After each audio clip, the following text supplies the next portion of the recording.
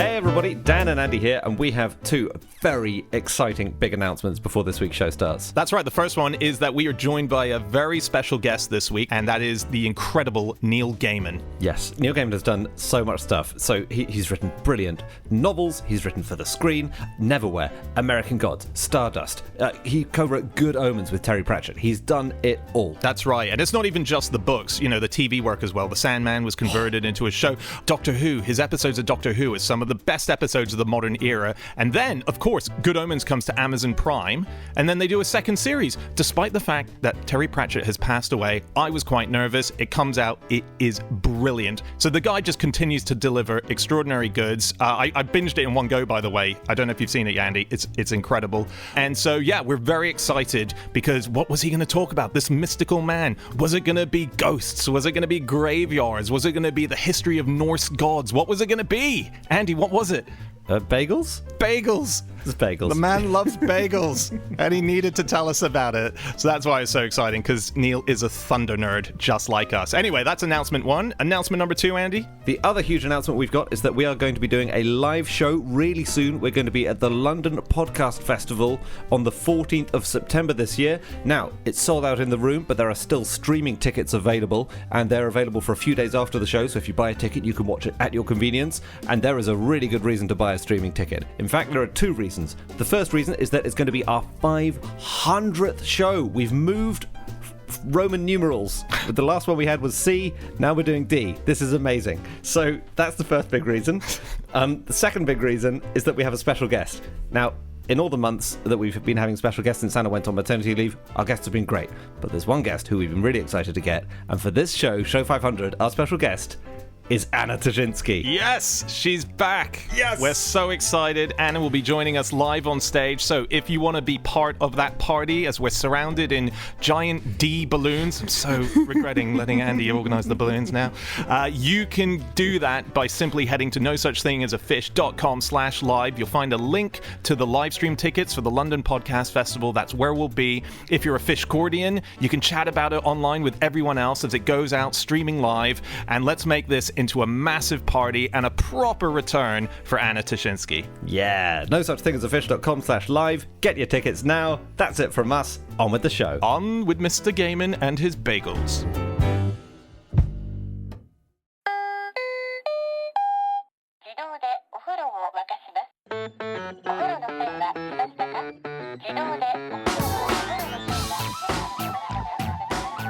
Hello and welcome to another episode of No Such Thing as a Fish, a weekly podcast coming to you this week from 4 undisclosed locations around the globe.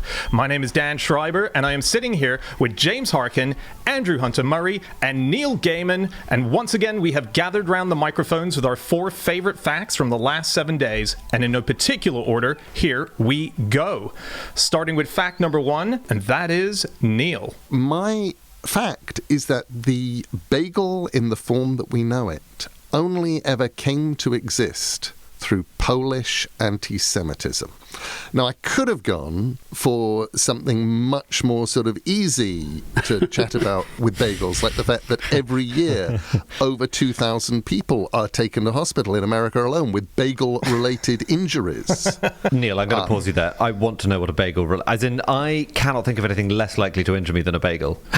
I feel like I would have to be misusing a bagel in some terrible way in order that I would need to go to A&E with it. I can tell you, Andy, it's cutting them open. It's finger cuts and quite often people try and cut them while they're still frozen. Yeah. I do that sometimes. I try and crack open the frozen ones. And there was a report, 2008, bagel-based injuries were the 5th most common injury by knife reported to hospitals. I read that, Dan, but did you see what the other 4 were? Yeah. What were they?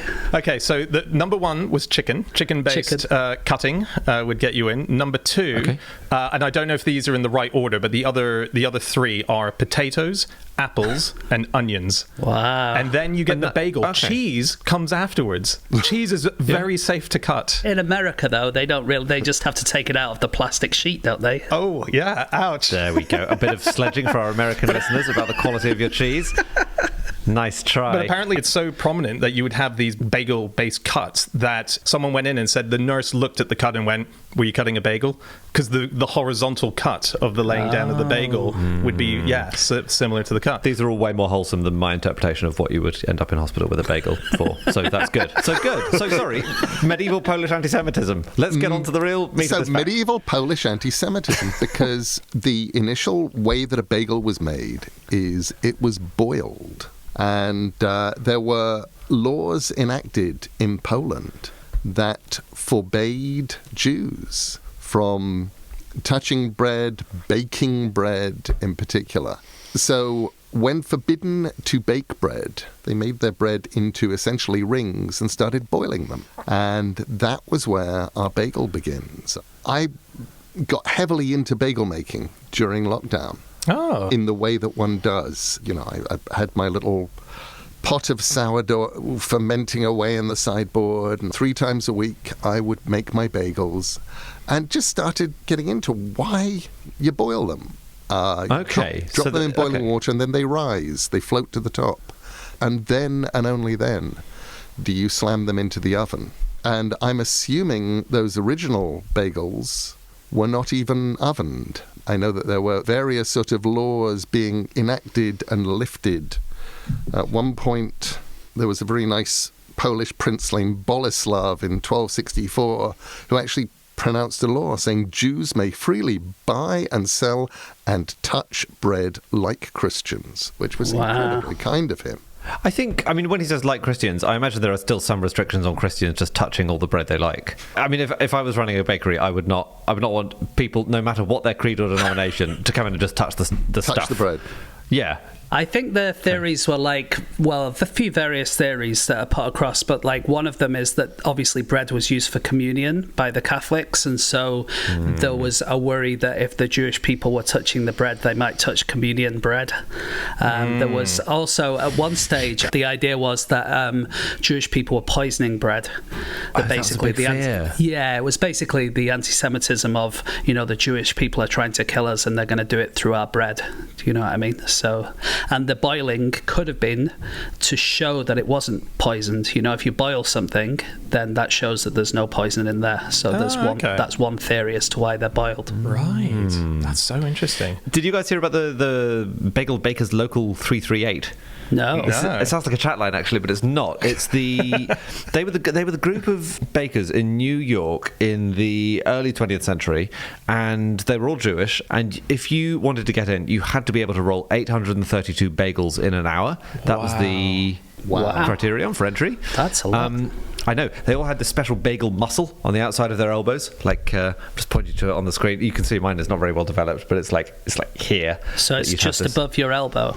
Or maybe just below, actually. Right. I think it's the one that's the same as if you open a lot of bottles of wine. You get an incredibly strong muscle there. Do you really? Mine is tiny. You have a person who does that for you, Andy, don't you? Yeah, I've got an incredibly strong shouting at the butler muscle, but not the... So they were like crazy unionized. They had a really good careers, the great pay, great benefits. You could take home 24 free bagels every day, every individual baker. So you're laughing. And if they didn't get good contracts, they would go on strike, and the city would have a terrible bagel drought. And then, sadly, bagels started to be machine made, and they all lost their jobs. So when did they actually come up with machine-making bagels? I think it was the 50s. Yeah, it was. It was the late 50s, yeah. It was a guy called Daniel Thompson, wasn't it? And he came up with what he called an apparatus for making a toroid. But he did say in his patent that it was specifically for bagels, because people had tried to make bagels using donut machines, but the dough was too thick, so it wouldn't work on the donut machine. So this was an improvement. And one other thing that Daniel Thompson invented, this is so random, he invented the first wheeled folding ping pong table.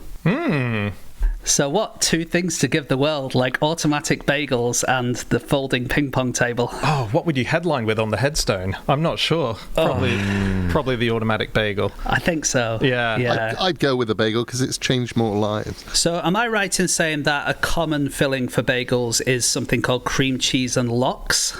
Has anyone heard that? Yeah. You are absolutely. What's lox? So Smoked salmon. yeah, it's smoked salmon. Yeah. The really interesting thing about this is that the word lox hasn't changed in sound or meaning for 8,000 years. Wow. And in the English language, we think it's the oldest word. That if you got in a time machine and you went back 8,000 years, they wouldn't understand anything that you said, apart from if you asked for some lox on your bagels might not have existed then, but if you asked for some lox, they would know what you mean. Isn't that amazing? And That is amazing. It's a word that they use to kind of prove Proto-Indo-European, this old language that kind of spread out and all the different European and West Asian languages come from. They worked that out by using this word lox because it comes in Old Germanic, in all sorts of different That's languages. so cool. Wow. Yeah.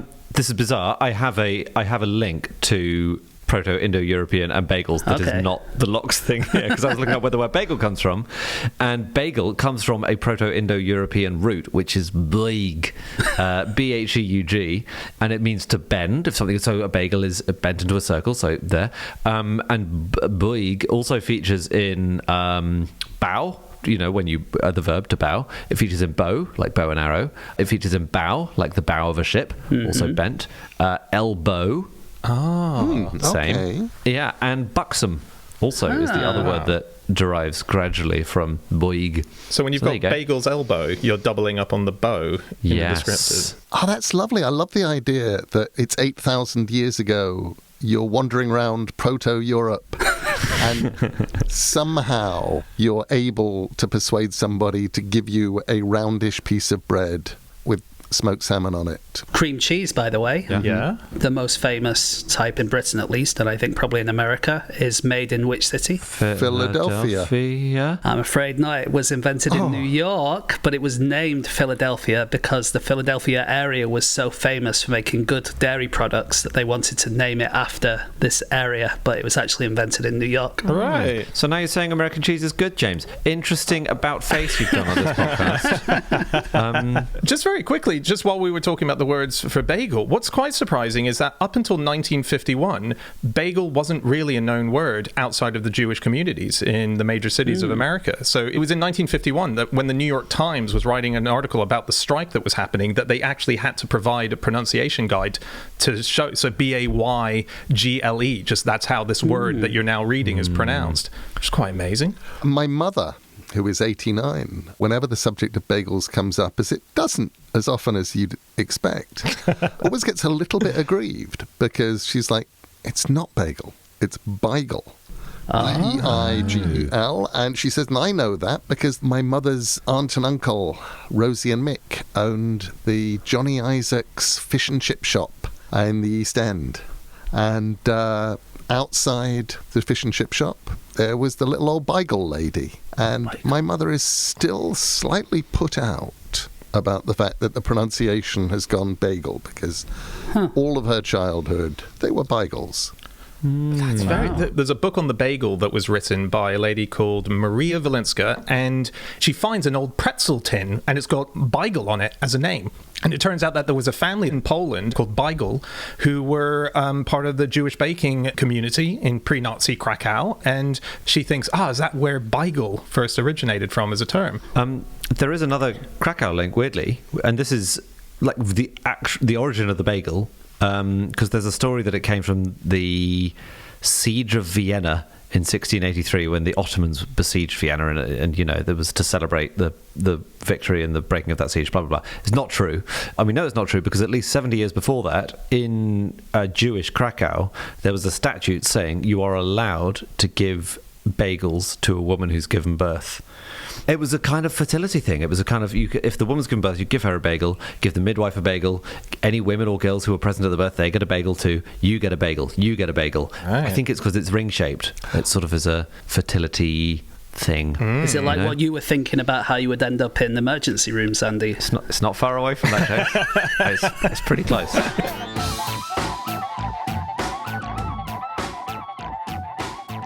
Stop the podcast. Stop the podcast. Hi, everybody. Just wanted to let you know we are sponsored this week by Canva for Teams. That's right. Canva for Teams is a design platform that makes you turn into the most creative person and best creative version of yourself you could possibly ever hope for. So if you're doing designer docs, you need them to look classy. Get to Canva. You can print your stuff onto pugs.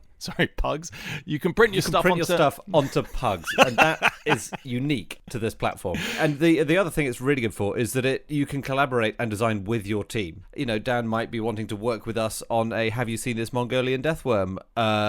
presentation. It would be easy for me to chip in and say helpful things like, "That doesn't exist," and "What are you doing, Dan?" But if I was actually on board with it, you can use all sorts of stuff with Canva for Teams, and you can really collaborate brilliantly. And as well as pugs from earlier, that's not a real thing. What you actually can do is mugs and posters. So if you want to take your business or just even your personal events or whatever it is that you want designed up to the next level, all you need to do is go to canva.me/fish for a free 45-day extended trial. That's right. Just go to Canva, canva.me/fish, and you will get that free 45-day extended trial. Take the pug along with you. It'll be a joyful experience for both of you. Okay, on with the show. On with the podcast.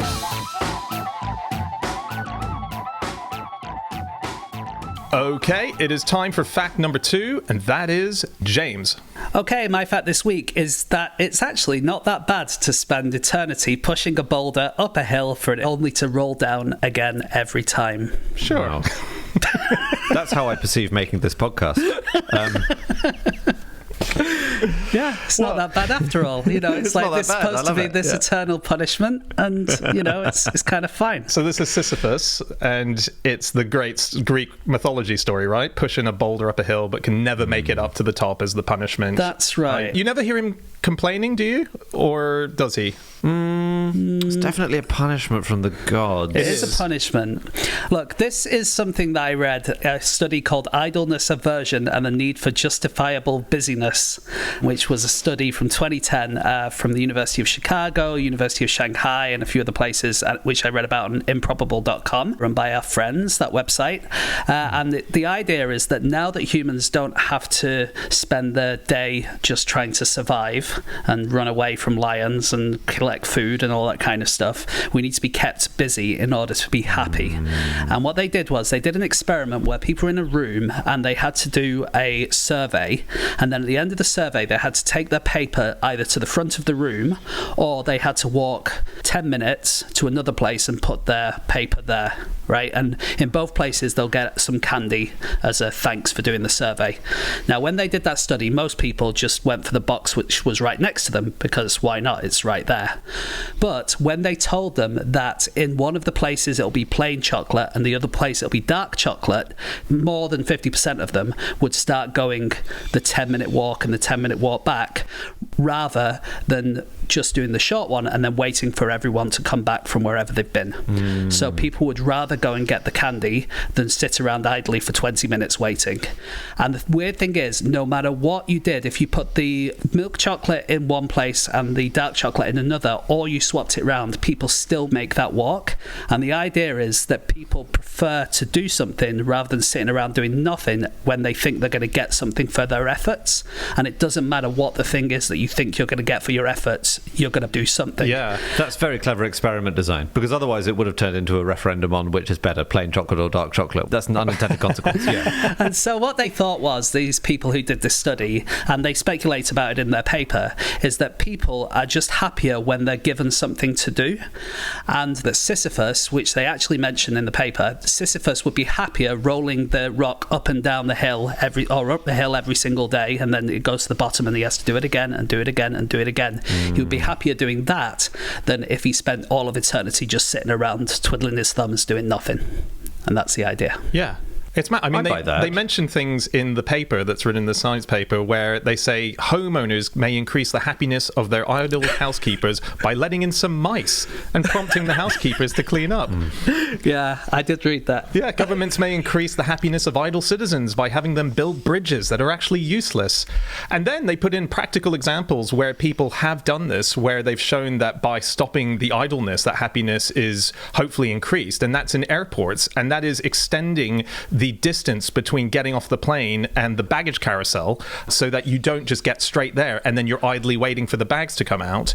That's the idea, is that at least you're walking to something and you're using up the time. Don't know if that's true. I think that one is apocryphal, isn't it? Or not? It's not absolutely nailed on, because I think the claim is that Houston Airport did that because they were getting loads of people complaining because the plane landed a minute from the baggage carousel and then they had to hang around waiting.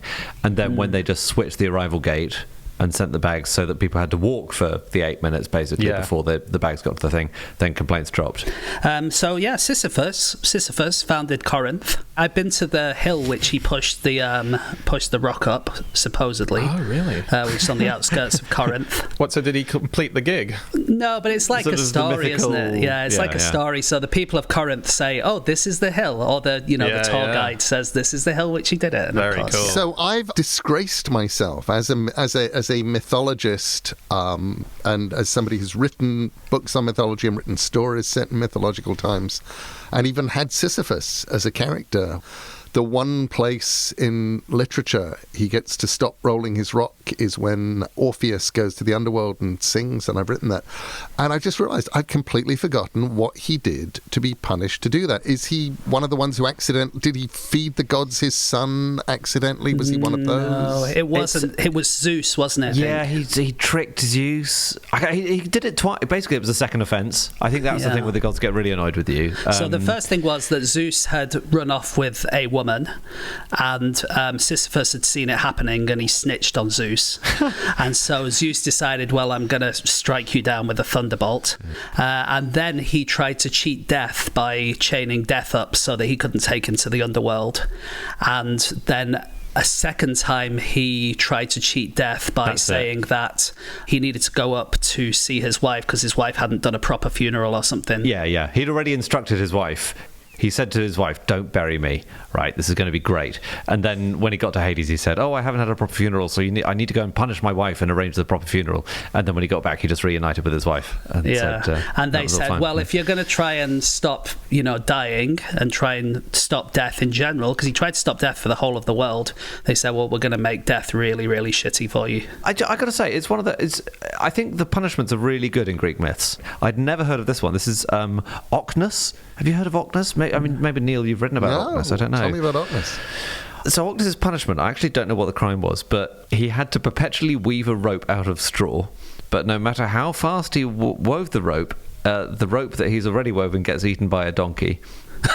And I have to say, that sounds like a sort of holiday activity to me. Yeah. You just have to weave some rope. Do you think? And you get to be friends with a donkey. Well, it's not having your liver eaten every day, is it? Pecked out of you by a bird while you're chained to a rock. Yeah. It's very much like parking offence level of punishment. Depends how much you like weaving, isn't it? Well, that's true. And there's always a thing of, in life he hated weaving. So actually, that was his least favourite activity. And There was Ixion, who was a murderer, killed his father-in-law, the first man guilty of kinslaying in Greek mythology, and he got bound to a burning wheel. And his wheel spun across the heavens. Oh my goodness. Wow. I would say definitely take the weaving ahead of that. Exactly. Yeah. That's amazing. I was trying to find out whether or not there are any modern examples of someone trying to push something up a hill and finding it quite hard. Last year, 2022, a Colorado man attempted to ascend to the top of a 14,115-foot mountain called Pikes Peak on his hands and knees while trying to push a peanut to the top of the hill using his nose. So you can see footage of this. He has a mask on his face where there's a sort of black spoon that's attached to the front of his nose. Okay. He starts at the bottom. He's got the peanut there. He's brought multiple peanuts because it turns out he's not the first person to do this. He's the fourth in Colorado history. The first person to do it was in 1929, and it took 3 weeks for that person to do.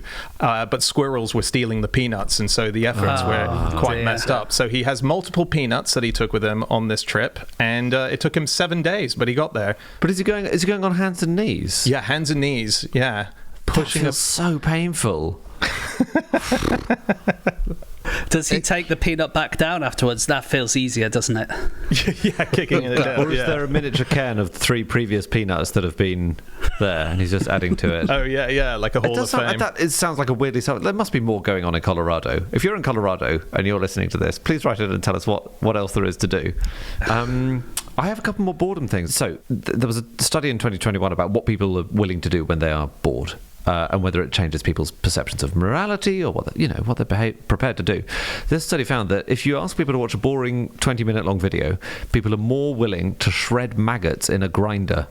The scientists gave people a few maggots, and they even named them. They called them Toto, Tifi, and Kiki. And they left people. They said, "Look, wait, I'm just going to pop out of the room while you watch this video for 20 minutes. Here are Toto, Tifi, and Kiki. Here's your grinder, and what? Just have a great time." No, way more people. So it wasn't they everyone. must have. Sorry, Andy. They must have put the idea into their heads that the maggots can go into the grinder. Surely, if you leave someone with a maggot and a grinder, you can only combine those things in one way. And basically, so it wasn't everyone by a long way, but 67 people who watched the very, very dull video. Out of how many? So that was the total. So Okay, 67 people watched this dull video. Of them, 12 dropped a maggot in, and there was a control group. When they got to watch an interesting documentary, I don't know, maybe an Attenborough, maybe a Theroux, doesn't matter. It was just one person out of 62. well, it makes a difference actually, Andy. If they're watching like a nature documentary, then they might feel more empathetic towards the maggots. True. But or they might feel empathetic towards the lions. Nature's grinder. That's true.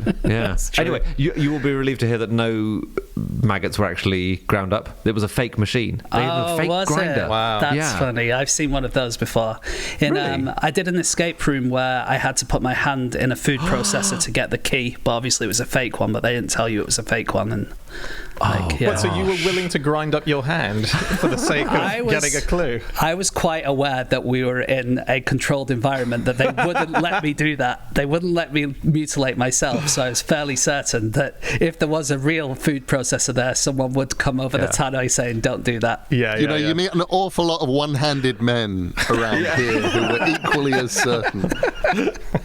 I've done an escape room with you, James. It doesn't surprise me in the least that you'd be willing to risk serious physical injury to get a personal best. It's true.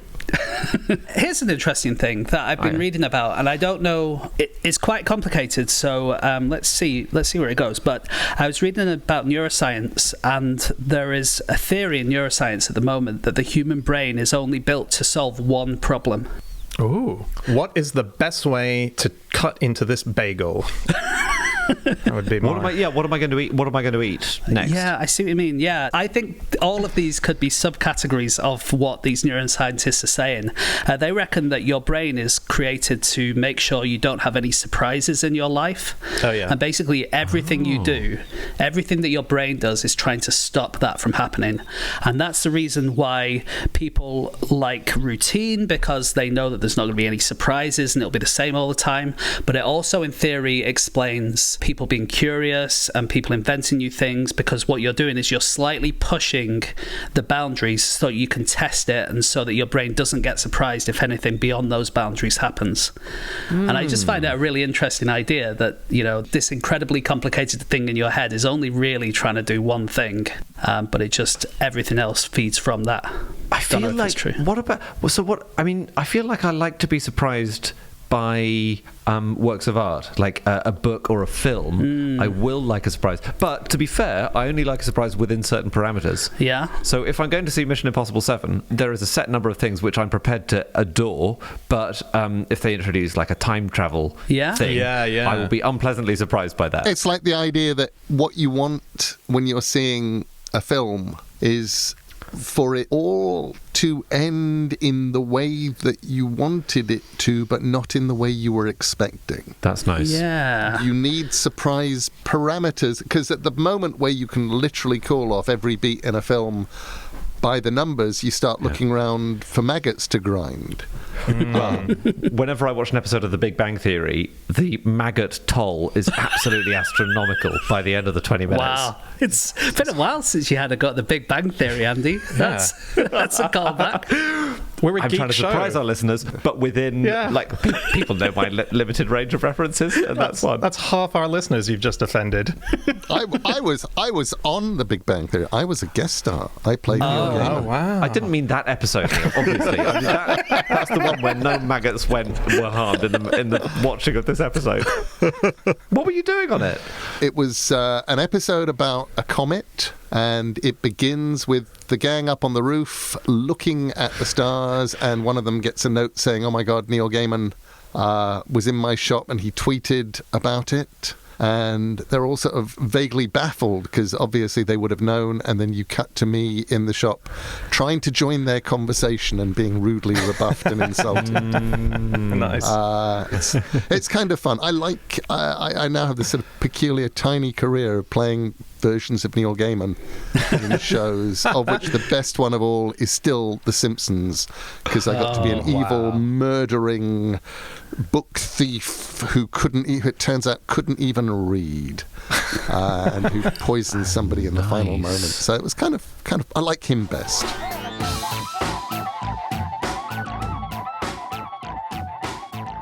Okay, it is time for fact number 3, and that is Andy. My fact is that beekeeping was only legalized in Minneapolis in 2009. I knew this. I knew this because I was a beekeeper a little way out of Minneapolis. I lived at the time in a little town an hour's drive from Minneapolis, and I would have sad, nervous Minneapolitans come over to my house and gaze longingly at my bees and explain that... Right. You weren't in the banned zone. You were far enough out of the city. I was far enough out. I was far enough away that my bees were entirely legal bees. What would happen, Neil, what would happen if your bees flew over the state lines, as it were, into anti-bee territory? Great point. I think nobody would actually have, put little trackers on them to find out. But actually, I believe bees have a maximum 5-mile radius. So I think my bees would have been okay, unless I decided to drive them to Minneapolis just for a day out. Come on, bees, we're going to see the world. I will show you the sights of Minneapolis. I'll show you Minneapolis St. Paul Airport. I will show you all these exciting things. Wow. Yeah, it was really strict. I think it was because it was an urban environment, basically. It was saying, look, this is a built-up area. You can't have just hundreds of thousands of bees around the place. Yeah. Really? And even when they legalized it, you had to get permission from 80% of property owners within 250 feet of your home. Wow. That's a lot. And if you live somewhere with apartments, you might have to ask 100 different people's permission. Yeah. And get 80 of them to sign off on it. I think they've slightly loosened up a bit since then. I suppose if you live in an apartment in a tower block, you probably don't have much room for bees anyway. No, I think that's true. And also, it's a bit. It might be a bit cruel if you don't have the flower space, because you can't just keep bees in a box. Wow. You can keep them in a box. Well, I mean, you do keep them in a box. Sorry, you have to. In fact, Right. That's kind of the rule. Yeah. I was reading about Utah, the beehive state. Oh. And in Utah, it is illegal to keep bees unless you have government permission. You need a license, basically. So just not any old person can have bees in Utah either. But their state emblem is the beehive. You might have seen it on the Utah flags and stuff. It's like that sort of. It's like A skep. Is that what it's called? A skep? It's called a skep. They were made of woven straw. They'd weave straw together and circle it, and that was what bees were in until Mr. Langstruth came along and invented the modern hive. Yeah, and these modern hives, they have like things that you can pull out. Is that right? They do. The biggest problem with the initial bee skeps was that you had to destroy the skep to get to the honey. So they didn't have openings, and what Langstruth came up with was hives with removable slats, exploiting the concept of bee space. Okay, so bee space. Can I just be boring for a moment? Yeah, go for it. I love bee space. Andy, put those maggots away. So the way that bees work is bees are kind of like people in rooms. If a bee sees something that is room size for a bee, which is to say more than twice the size of a bee, or twice the size of one bee climbing over another bee, it will try and fill it with comb. If it sees something much smaller, it will seal it off. However, if you get your bee space right, a bee will regard your bee space as a corridor and not build comb and so on and so forth. So Langstrath's genius was he figured out bee space, figured out the exact size and shape of one of these That's pretty cool. hives that you put the slats in. But it was basically unpatentable. The moment he had discovered it and figured it out, every farmer with nails and a tape measure could build their own hives. And so his discovery caught on immediately and hugely, but Yeah. he was not a happy man. Yeah, he seems an Yeah. interesting guy. So he was a pastor, and he was going over to one of his parish members, and he noticed that they had a bowl of comb honey, and he thought, wow, this is pretty tasty, this is pretty amazing.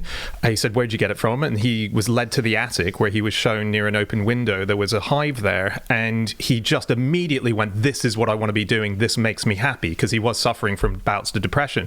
There's quotes from him saying that he would ask for his books to be hidden away from him, because even the letter B, seeing the letter B, would just make him miss his own bees and go into a sadness while he couldn't leave the house. Yeah, so he was deeply troubled.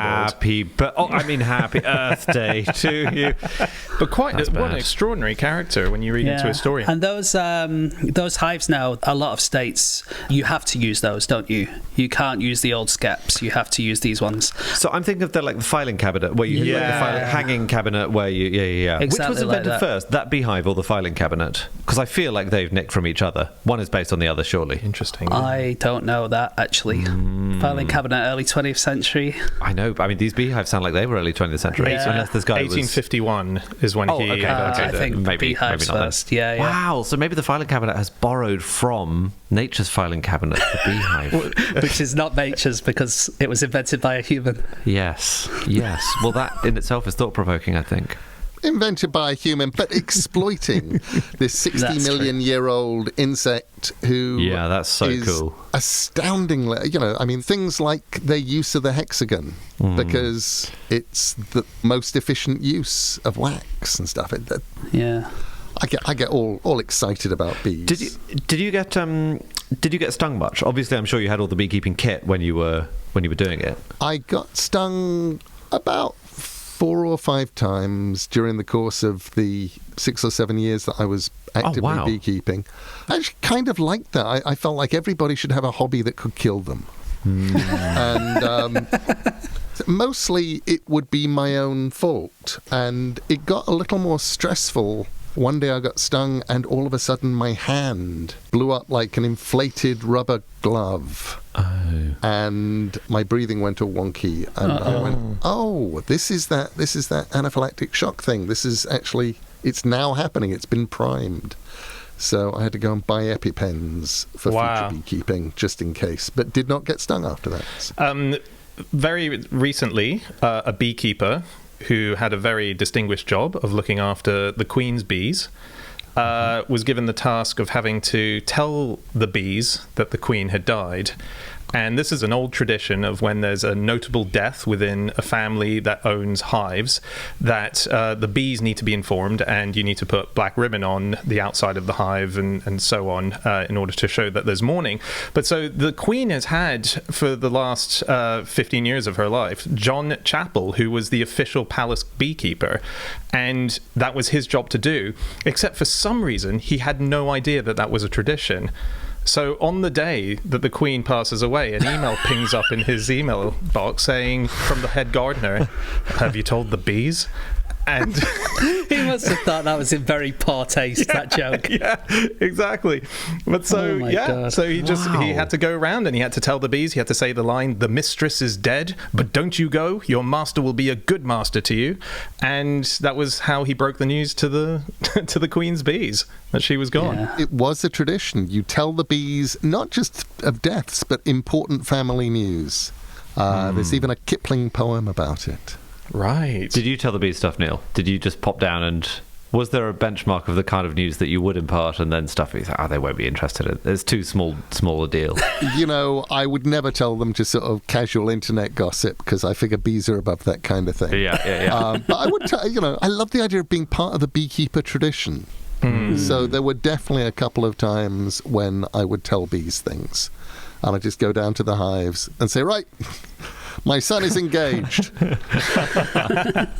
Can I just quickly say one or two things that are illegal in Minneapolis? So I've checked this for sure. I've checked in the code. This definitely exists. In Minnesota law, so this is the whole of the state of Minnesota, no person shall operate, run, or participate in a contest, game, or other like activity in which a pig, greased, oiled, or otherwise, is released, and wherein the object is the capture of the pig. Or in which a chicken or turkey is released or thrown into the air, and wherein the object is to capture the chicken or the turkey. Some laws, it feels like some laws are made out of basic principles, right? Like stealing or murdering or whatever. Yeah, and it feels like some laws are created in response to specific incidents which have gone badly wrong. Yeah. And you're saying this might be the latter. I think it might be, yeah. So greased pig chasing is explicitly illegal in Minnesota. And if you go on the internet, you'll see a lot of people saying that it's illegal to cross the Minnesota-Wisconsin border with a duck on your head. Okay. Apparently this isn't true, and it's because there was a thing called cotton duck, and cotton duck was a type of woven cotton fabric which comes from the Dutch for linen, which is duck, and cotton duck is a specific thing, and you weren't allowed to cross the border with that because it was, they were trying to help the cotton makers, and so they said you couldn't do that, but people mistook it to think that you couldn't cross the border with a duck on your head. I love those sort of industry-specific things. I remember talking to old people in Wisconsin while I was out there, and they were saying that when they were young, margarine could not be yellow.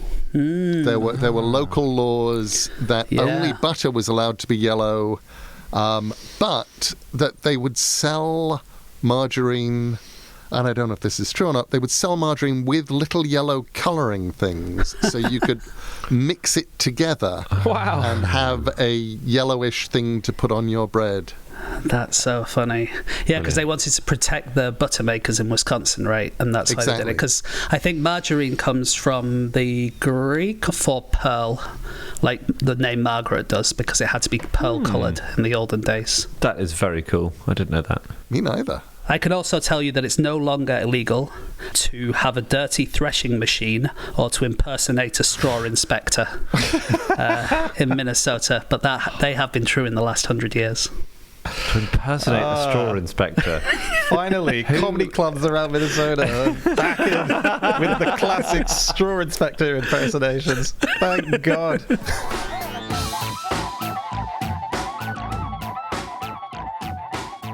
Stop the podcast. Stop the podcast. Hey everyone, this week's episode of Fish is sponsored by Babbel. Now, you've heard us talk about Babbel before, and we're talking about it again because it's so great. It's a language learning app. And now, genuinely, whenever I go anywhere, if I go to France or Italy, I will switch Babbel to that language.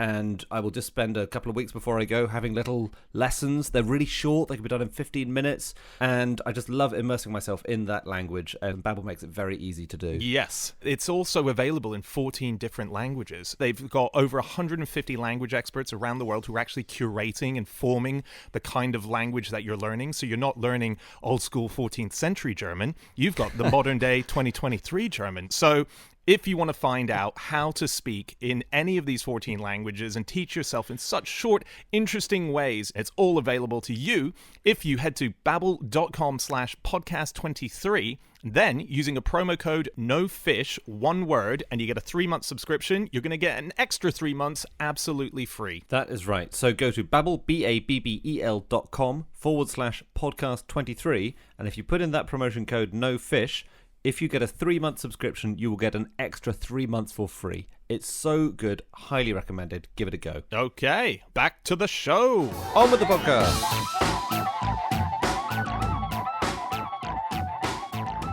Okay, it is time for our final fact of the show, and that is my fact.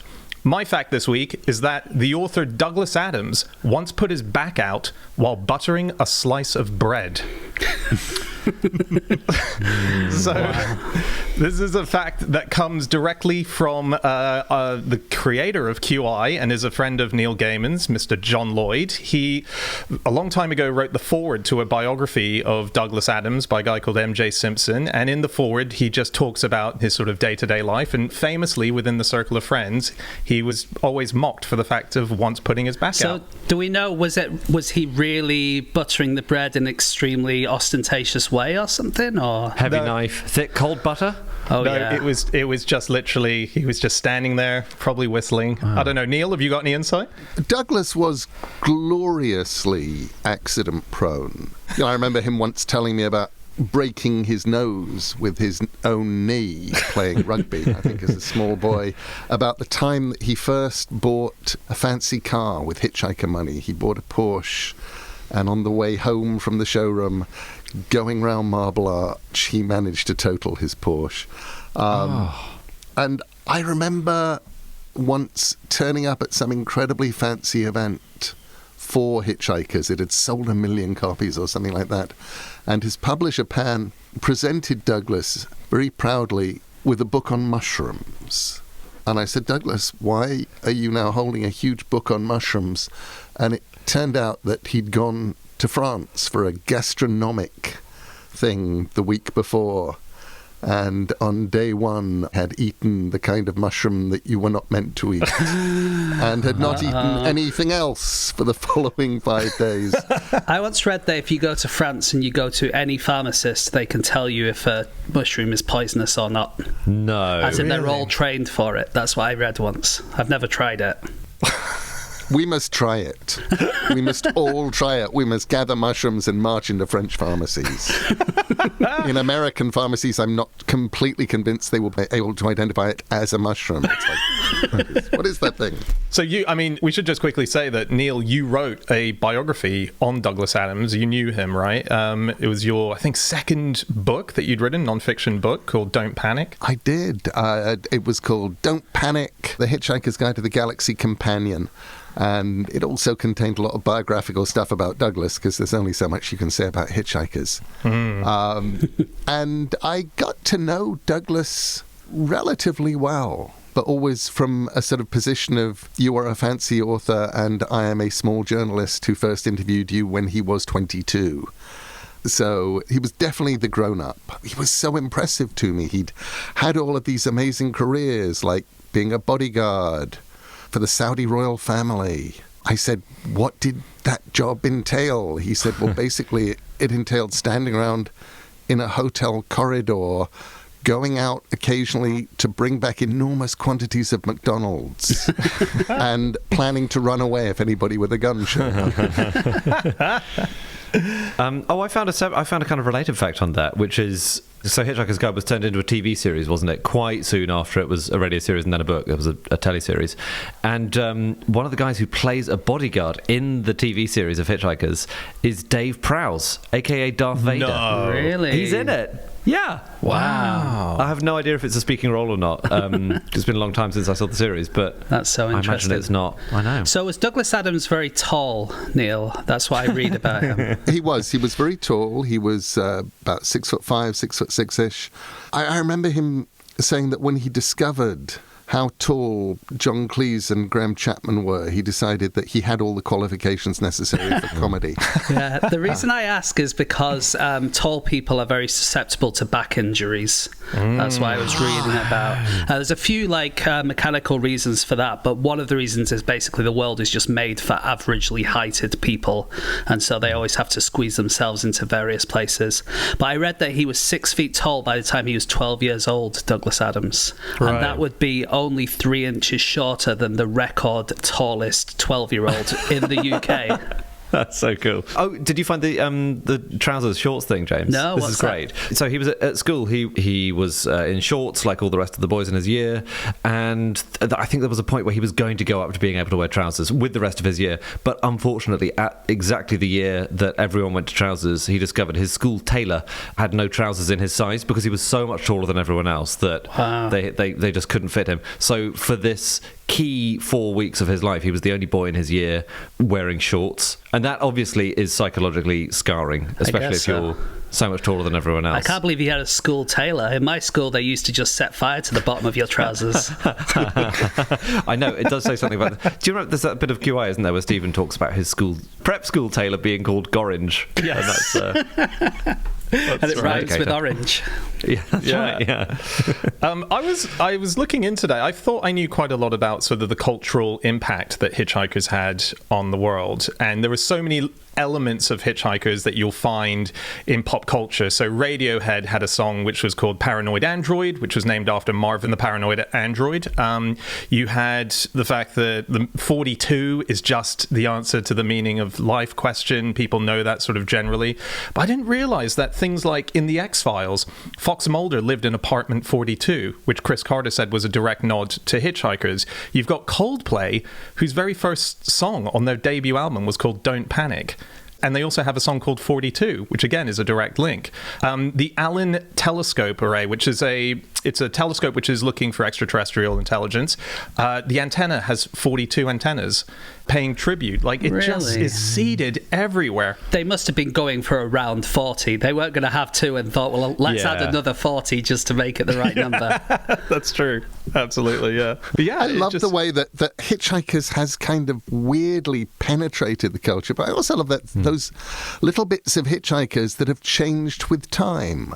Like, there's that line in the opening of Hitchhikers about how human beings were so primitive that they thought that digital watches were a pretty neat thing. And in 1978, we thought that digital watches were a neat thing. We thought that digital watches were miracles. We had the power of science suddenly appearing on our wrist, and it had numbers. Andy still thinks this, I think. Sorry, I just want to say that a watch that functions on a wafer of silicon is amazing. That it counts the however many thousands of the piezoelectric effect, Andy. That's what I'm saying. I mean, yeah, sure, the Swiss guys can make the cogs very small, but that's not the same as vibrating silicon. I think it was a rare misfire for Adams, and I think we should be calling it out. Can I tell you guys about the... So obviously Hitchhikers was his first book, and he'd amazingly become friends with all 5 members of Monty Python. And, he'd even appeared in the later series of Python a couple of times. And wrote for it. He was one of the credited writers. And he was only a few years out of school and university. Like, it was amazingly fast to be meeting kind of comedy giants like that. Anyway, on his first book, he got quotes from all 5 of the main members of Monty Python. John Cleese said, "Really entertaining and fun." Terry Jones then said, "Much funnier than anything John Cleese has ever written." Graham Chapman then said, "I know for a fact that John Cleese hasn't read it." Eric Idle wrote, "Who is John Cleese?" And then Michael Palin wrote, "Really entertaining and fun." So good. That's really good. I was reading through the Oxford English Dictionary to see if Douglas Adams has been the first citation of any words. Nice. And as far as I can see, there is only one word that he was the first person to ever say, according to the OED, of course, which is, it's just what they found. Do you want to have a guess, or? Yeah. First of all, I can tell you won't guess, but you can have a go anyway. Is it Slarty Bartfast? That's not in the dictionary. Yeah, Golga Frinchen isn't going to be in there anyway. A frood is a word from Hitchhikers. Frood. Poopy? Hoopy Yeah, fruit. Hoopy, yeah. Oh, yeah. No, it's actually not from Hitchhikers. It's from a comic relief Christmas book that he wrote in 1986. Oh, yeah. And the word is Todger. Oh, Yeah, he was the first person in print to use the word Todger, according to the OED. wow. Mega. And before that, the word was Tadger. People used to refer to their penises as Tadgers, possibly a northern dialect for like a tadpole or something. But he was the one who turned it from Tadger to Todger. Wouldn't it be amazing if one day all of his legacy is forgotten, all his books, and just the one citation sitting in the dictionary is all we know him for? But the Todger guy. That will one day happen. There's one thing, one of the big mysteries of Douglas's career for a lot of people is what is behind the number 42. How did he come to the number? I remember John Lloyd sort of saying that they were in a garage together and they were just going, oh, what number should we use? But supposedly Stephen Fry says that he's the only person that Douglas ever told what the meaning was to, and he's going to take it to his grave. He's never going to say what it is. So there was a kind of meaning behind it. But 42 would always pop up in interesting places. And before Douglas passed away, the Hubble telescope was trying to find the defining parameter of the expanding universe. And it got identified as 42. And for Douglas, that was just like, look at it. Look at this synchronicity that I've managed to come up with this number, which is the speed of the expanding universe. So that's the only time that we've got a sort of hint of Douglas's interest in it having meaning, but otherwise no one knows. But I wonder if a drunken evening between you and Stephen, Neil, has led to the reveal. I've never heard anything from Stephen. I remember asking Douglas my theory, when I was a 22-year-old, asking him for the first time. I suggested that it might have been from Alice in Wonderland's Rule 42, all persons more than 2 miles high must leave the court. And Douglas talked about how traumatized he was by Alice in Wonderland and how terrifying he found it when he read it. But what Douglas said to me was that he was trying to find a number that didn't sound funny. Prosaic, not terribly interesting. 37 sounds like it's the kind of number that has interesting things going on with it. 42, it's not prime, it's not even an odd number. It wasn't interesting. It didn't have anything about it that was interesting. Because I think he tried a few in the 40s and settled on 42 as a punchline. It's a punchline to the answer to the great question of life, the universe, and everything is, and a computer has been cogitating on this for millennia, and now it gives the answer, and the answer is 42. And it needed to be a letdown in every way, to be funny. 121 sounds like there's something going on with it. 42 sounds like, what? That's not the answer. But then the universe is a wonderful place and it accommodates us. And once 42 was let loose in the universe, I'm sure the universe has been running with it ever since.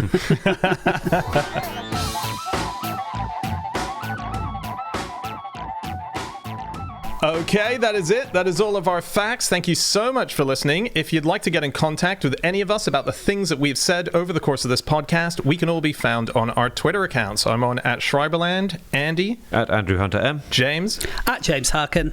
and Neil. I'm at Neil himself, but I'm on Twitter less and less and less, so I'm probably much more likely to be Neil himself at Threads or Neil-Gaiman at Tumblr.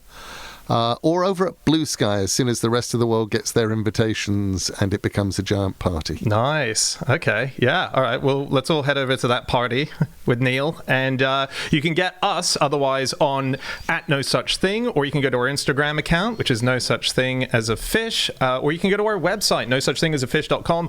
All of our previous episodes are up there. But most importantly, make sure you head over to Amazon Prime, because the return of Good Omens is here. Good Omens 2. Written by Neil Gaiman himself. Make sure to check out that entire series. I've heard previews, response. It sounds absolutely incredible. So really exciting. Do watch that. And otherwise, come back next week for another episode with us. We'll see you then. Goodbye.